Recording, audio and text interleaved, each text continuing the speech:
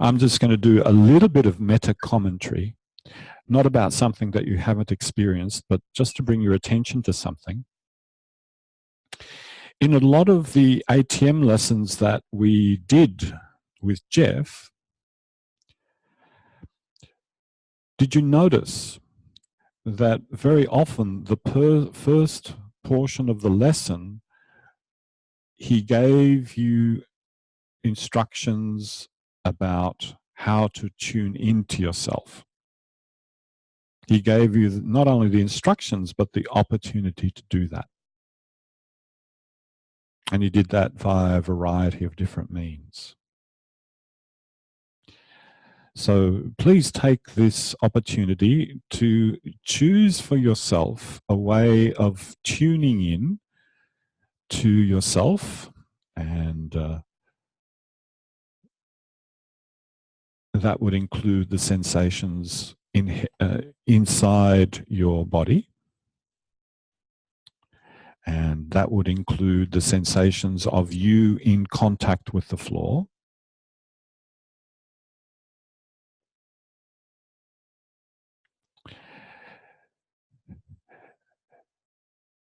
And become aware of how you go about doing that. How do you attune to yourself?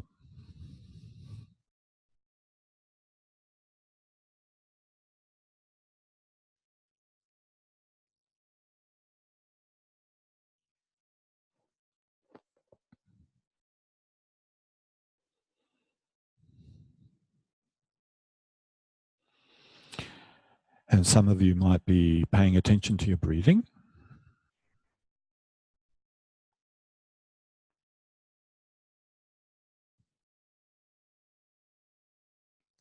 And you know that breathing involves moving yourself. So what are the movements that accompany breathing and the associated sensations?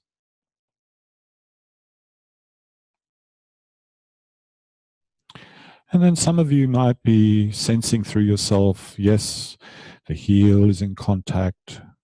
There are the sensations of the heel. The calf is in contact. There are sensations of the calf. The thigh is in contact. There are the sensations of the calf, the heel, and so on and so on. Some of you might be doing that.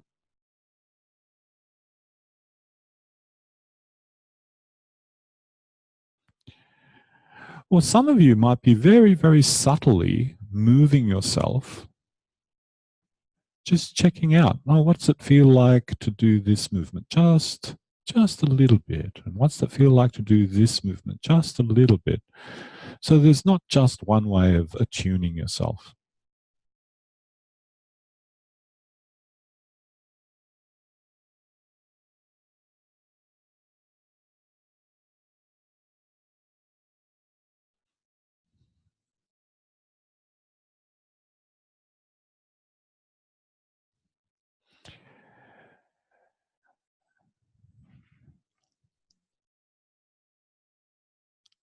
Now, in a few moments, I will ask you to come up to standing.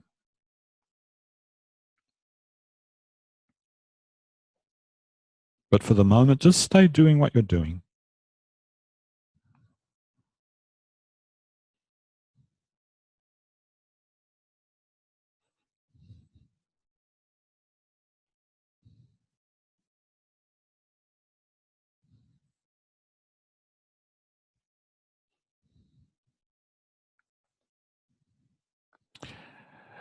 Some of you might be attending to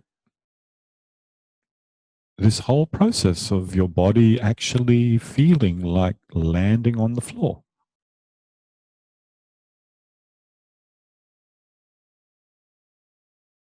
That a few moments ago, it was like you were held away from the floor, and now you're no longer holding yourself away from the floor.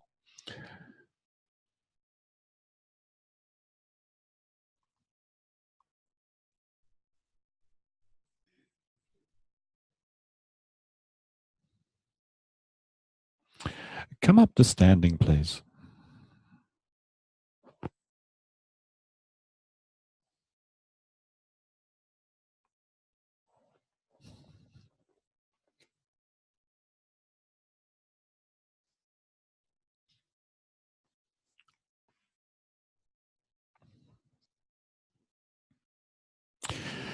Stand with your feet a distance apart that you feel secure in your stance, whatever that means for you.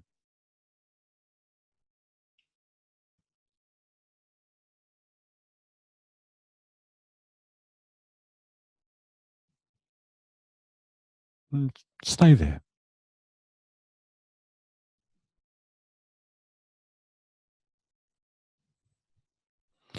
Observe the process of staying there.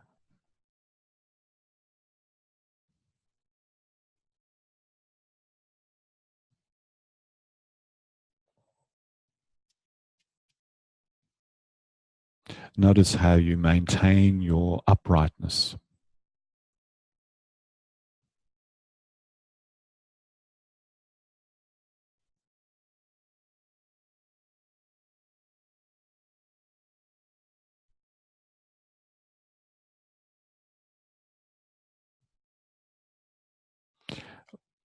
How do you pay attention to that? What do you pay attention to?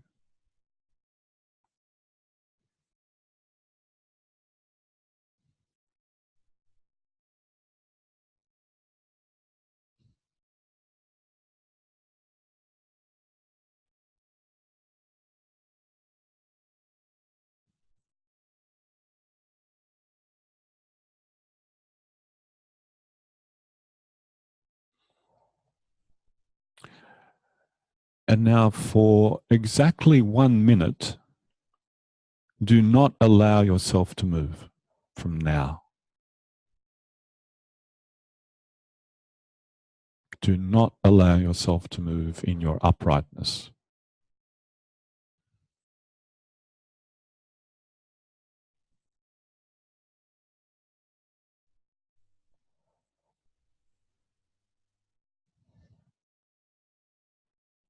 Notice what you do to stop yourself from moving. 30 seconds to go.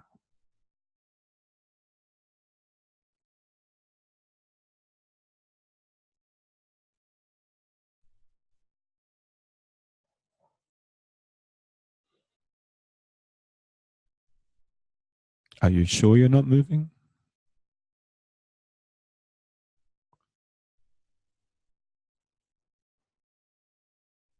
3, 2, 1. Allow yourself to move and remain upright. What's different?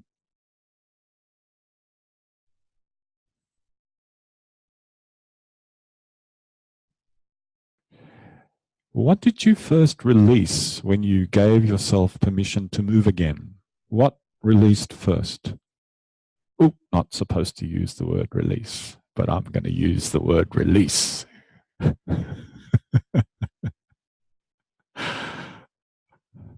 Where did you stop working?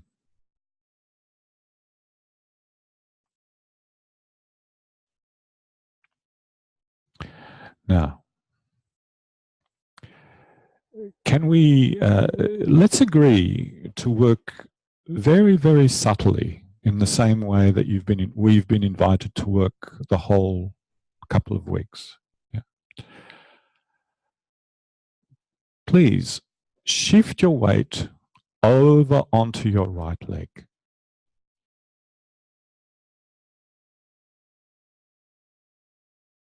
And then return to the middle. Just do that. And listen, attend to very carefully this process of shifting your center of mass to be above the right ankle and the right foot.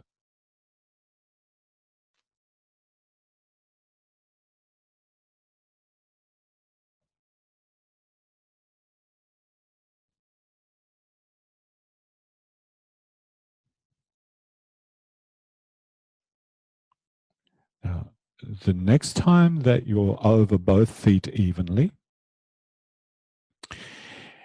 imagine that you have something resting on the top of your head.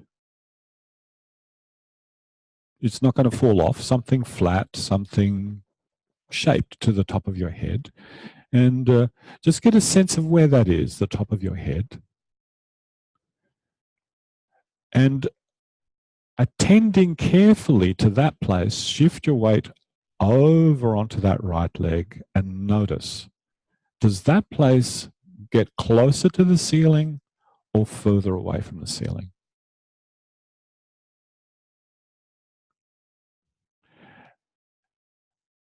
And there's something else to notice, and that is when a question is posed to you like that, can you stay doing what you were doing before and not be influenced to do something else by the question?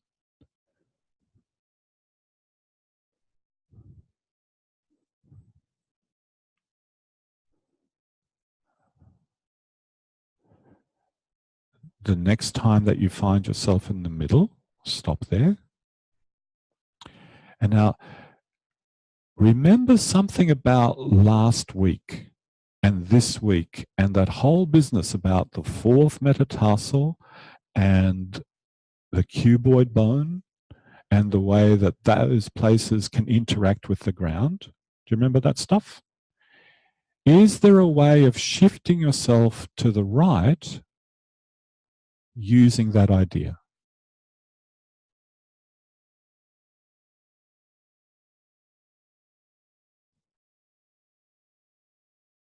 And Jeff showed that video of the Tai Chi teacher and made commentary on it.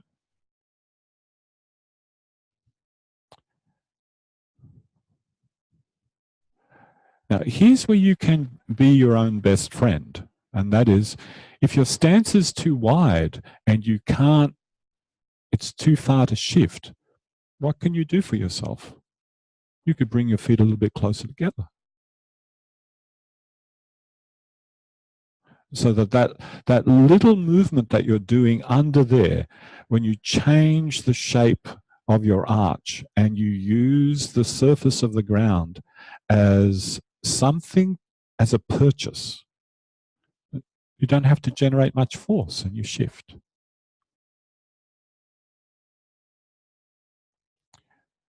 Now, when you move yourself to the right using that idea, what happens to that little thing on the top of your head? Does it get closer to the ceiling or does it get further away?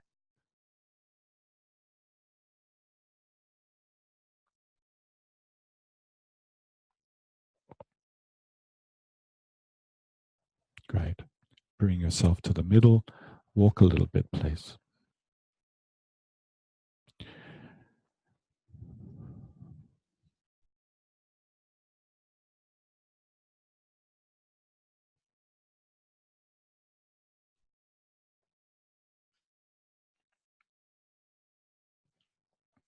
And as you're walking, is one foot interacting with the floor a little differently than the other?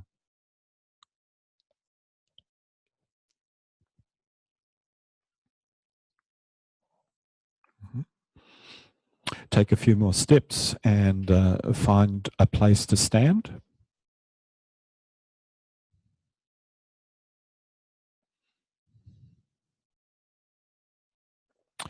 And please explore that same process to the other side. And you don't have to go to that process of holding yourself and not moving anymore. Just shift yourself so that your center of mass comes over your left foot, your left ankle, your left leg, and then come back. Now, this is something that you've all done before. I think it's the first lesson in the ATM book.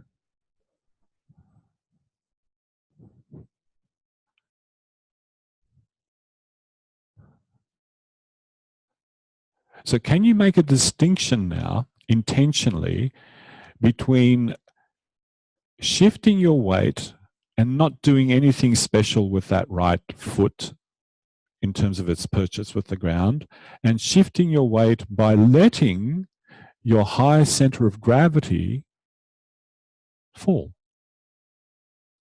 So that's what we were talking about, yes? That we have, as human beings, a high center of gravity, which means we have potential energy stored up. And we have a choice. We can use that energy by letting it fall, Or we can maintain that energy and shift it around.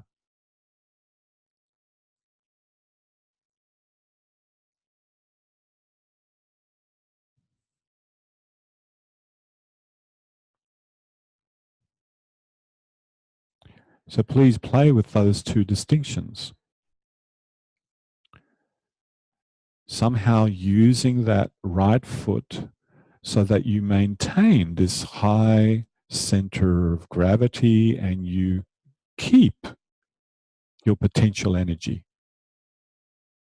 And then using up your potential energy by just letting yourself incline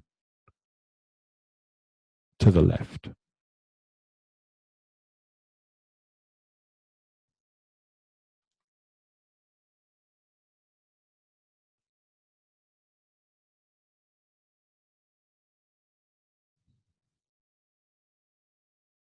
And some of you might be doing interesting things with your breathing. Some of you might be coordinating your breathing with the weight shift or not coordinating with the breathing. What is it that you're doing?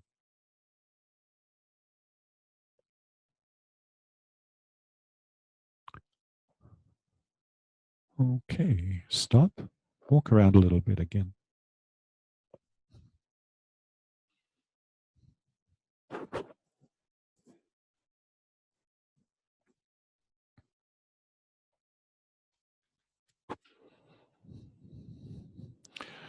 So this process of walking, some people call walking a perpetual falling, that you're falling, you're falling, you're falling. And as soon as you introduce the notion of falling, you also introduce the idea that you are giving up a little bit of your potential energy to create the motion. But then guess what? You have to regain that potential energy, ready for the next step. So falling, rising, falling, rising, falling, rising. Is that what you're doing?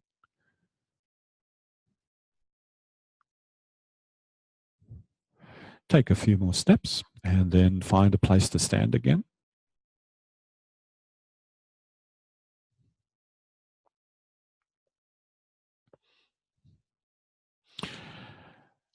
And have you changed your stance? Are you standing differently? Have you made a different choice compared to the first stance you undertook?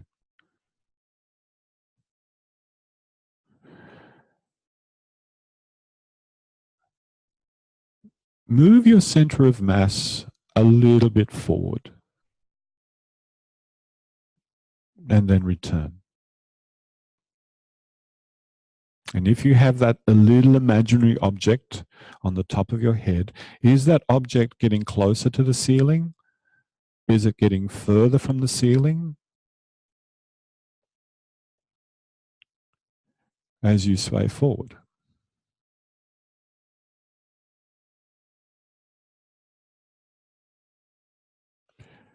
And if you pay attention to your feet, are you doing anything actively with your feet to send you forward, or are the feet just there as these two planted objects, almost inert?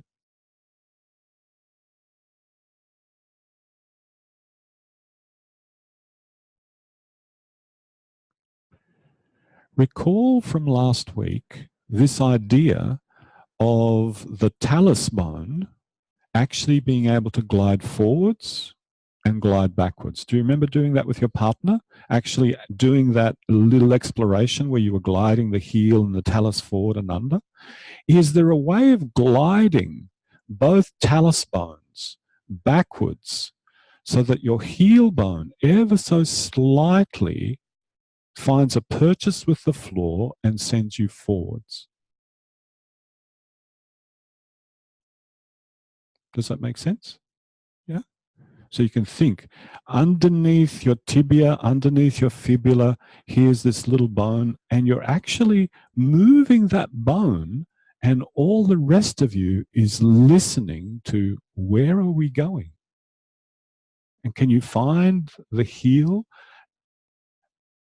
and how it can have a purchase on the floor? And that little push in your delicate state of balance is enough to send you forward.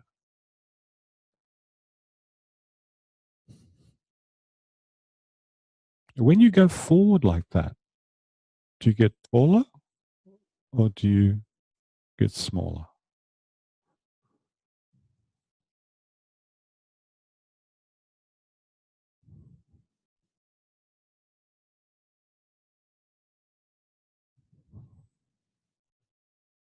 Okay, leave that.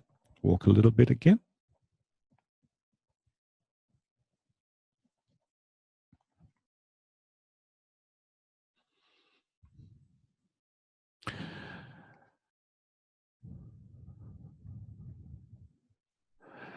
Now, I think Ruth can attest to this, but on the weekend, I met up with Ruth and another friend, and we went and had a bite to eat, and I was all very excited about finding my talus bone and being able to glide it backwards. And I said, look, oh, yeah. And Ruth's partner is going, huh? And my other friend is going, huh? So what? And I said, put my hand right here, just between my shoulder blades. Just put your hand there. And I said, feel how I go up right between my shoulder blades. And they went, okay.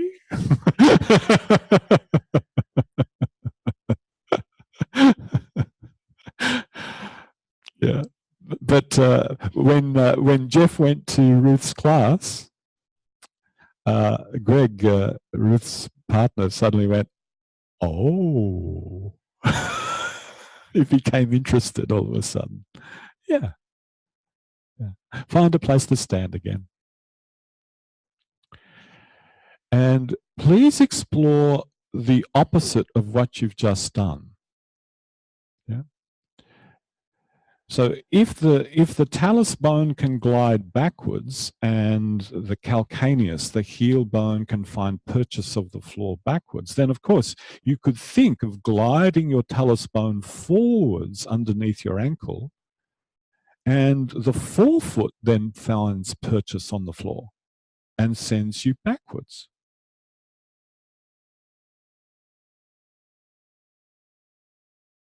Now, the more you know your anatomy, the better prepared you are to actually even imagine that idea of the talus moving, gliding forwards and backwards.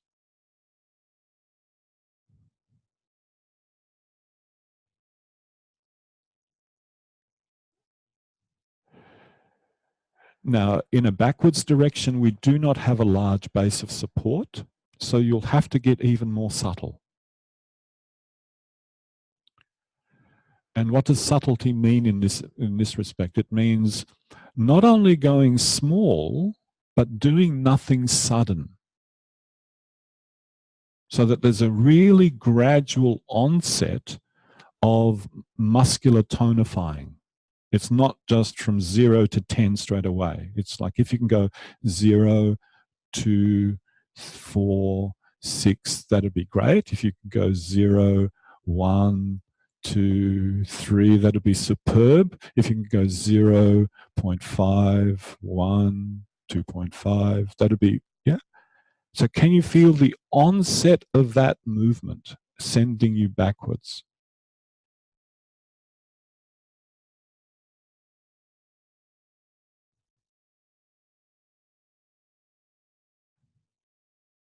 And if the onset is really gradual, then there's nothing sudden to perturb you as you go backwards over that really small point of support. And that means your toes don't start leaving the floor up front. They actually stay in contact with the floor and can be a point of purchase. So if you feel your toes lifting off the floor, you've gone too far. That's it. Yeah. Now continue for a little bit longer and go forwards and backwards. And remember Jeff talking about this notion of the ankles and the proprioceptive organs around the ankles being a major source of balance.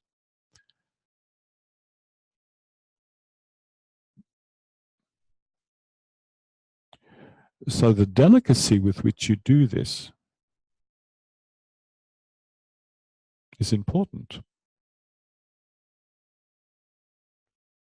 because you don't want to override your system in it protecting you from falling. So don't create the conditions that trigger your system into the falling reaction. There's room to play.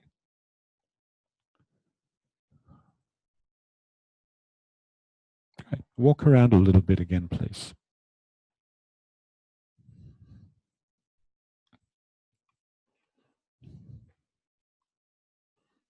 I'm just ensuring now every day when you come to a traffic light or you're standing in a queue, you'll have something to do.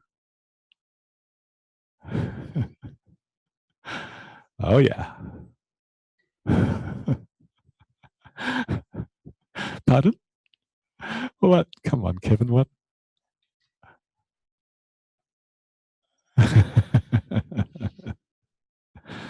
Yeah. Now take a few more steps and find your stance, find your ground.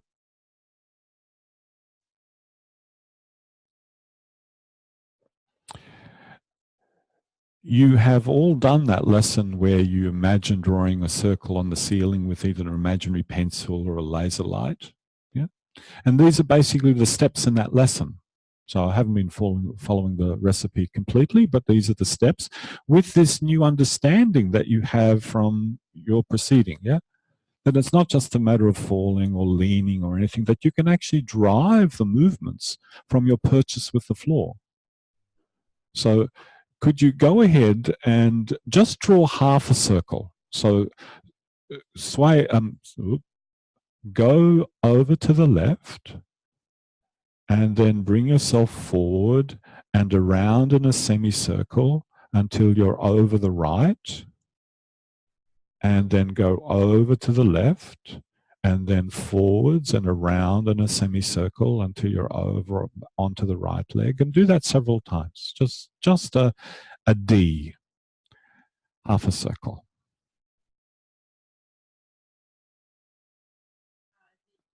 D with the feet. Yeah, yeah. So that transfer of weight from right to left is like the straight line of a capital D, and then the circle is the curved part of the D. Yeah.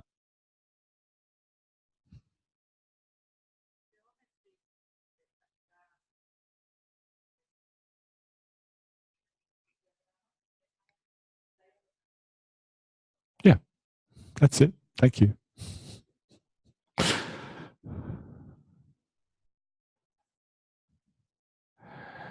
And now you're having to do something that the foot is really, really well designed for, not in just one joint, but in a complex of joints.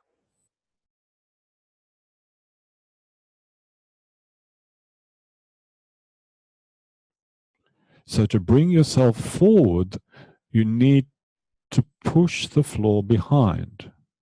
To bring yourself backward, you need to push the floor in front. To take yourself sideways, which leg pushes?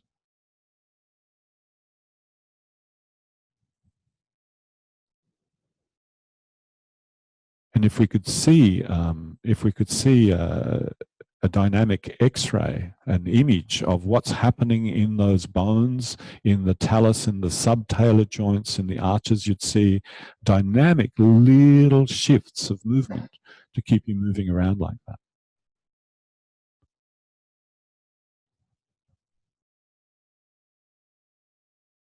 Okay. Bring yourself to a place where you feel centered.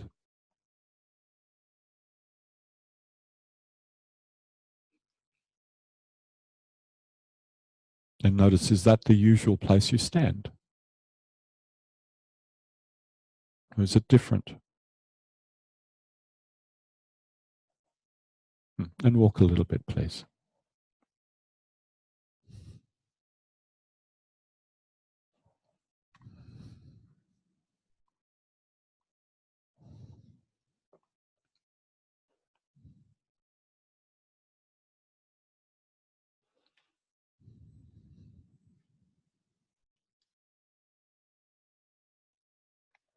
Then take a few more steps, find your stance.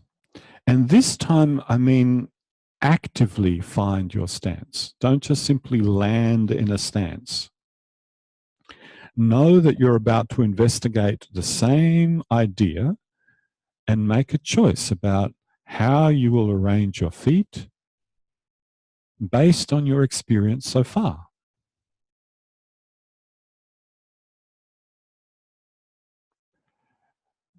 Now, ever so slightly, shift your weight over onto the right leg.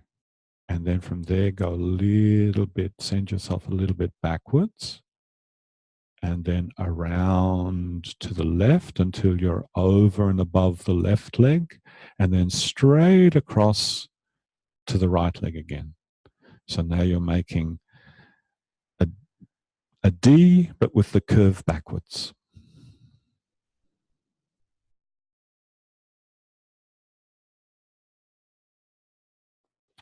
And as you do that, keep looking for the purchase of the ground. What does that mean? That you're feeling the textures of the floor and sensing your skin, how it pushes or slides against the floor. And that information of the skin and the friction against the floor, that's what you're looking for. Using that sensation to know that you're moving yourself via your feet and not just using up your potential energy or changing the shape of your trunk or doing anything like that.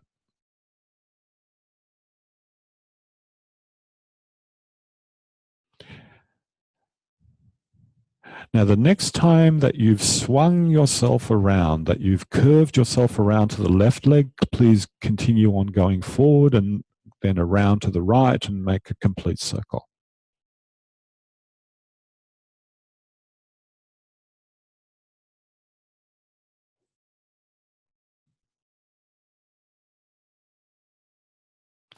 And as you go around that circle, notice, is there any moment that you feel yourself losing your height or that you feel yourself losing your potential energy and ever so slightly not knowing how to support yourself on the ground?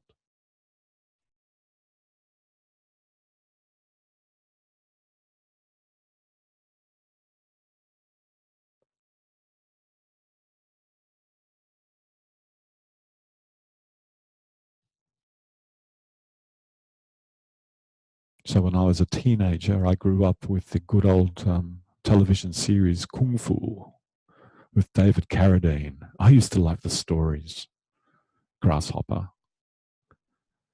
And I also used to like the test that they gave them, you know, walking across the rice paper without leaving a mark. Mm. Could you walk across rice paper without leaving a mark?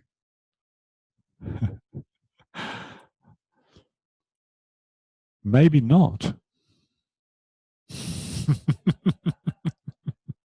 Especially if you're using ground forces, right? Or maybe your subtle shift of weight combined with the push is not enough to crinkle the paper. That's an interesting point of view.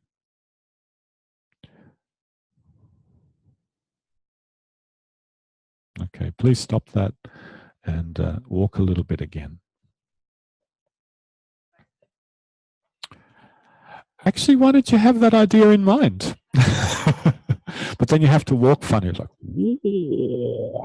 yep, no, don't do that.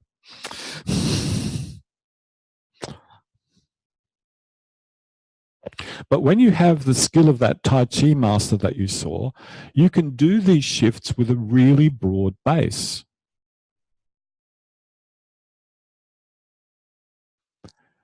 But as a person first learning how to use these ground forces, you find a base that is not too narrow to feel unsafe, but not too broad to not enable you to find the motion. Please lie down on your back again.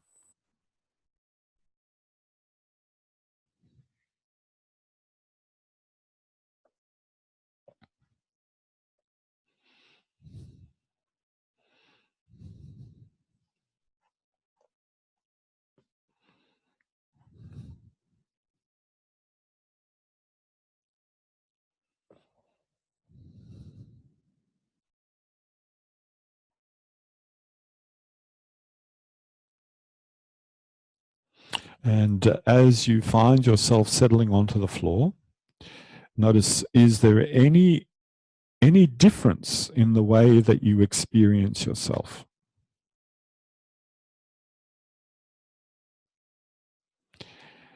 And the feeling of relief is a feeling of difference. It tells you something.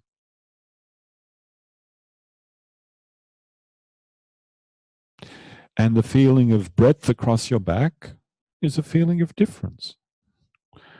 What the significance of that difference is, that's up to you.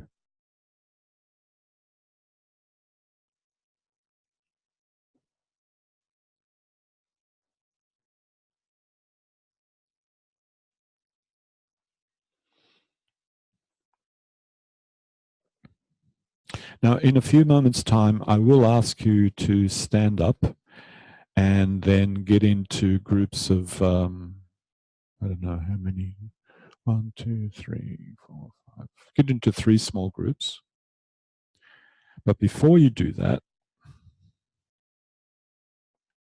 you've literally been shifting your center of mass around using the purchase of the floor, using that resource with your feet. You're now going to go up into standing. How can you use as much of yourself on the ground to roll yourself, then to come up?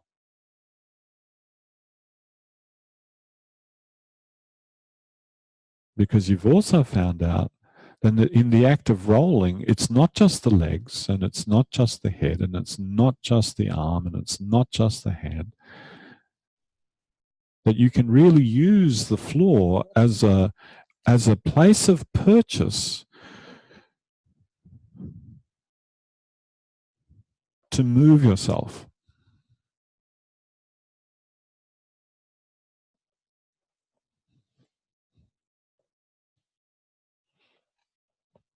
So whenever you're ready.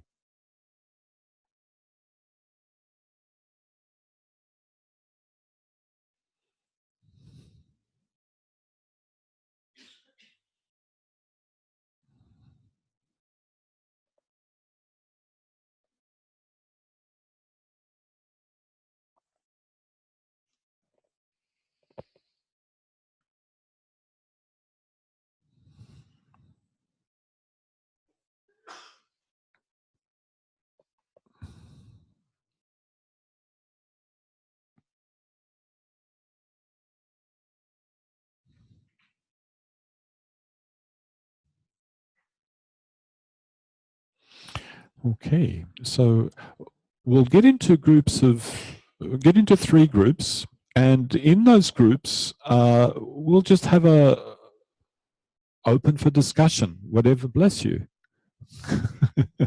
Twice.